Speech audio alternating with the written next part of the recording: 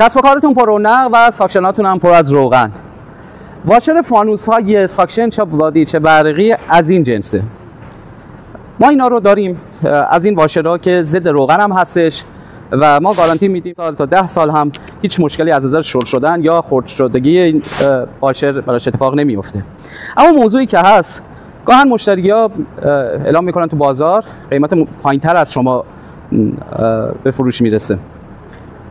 این واشریه که تو بازاره، اگه ضخامتش هم همینطور نگاه کنید متوجه میشید که تفاوت ضخامت خیلی بیشتره. همینطور هم سنگین‌تره. جنسی که ما داریم استفاده میکنیم جنس قابل انعطاف پذیرتری بیشتری دارد.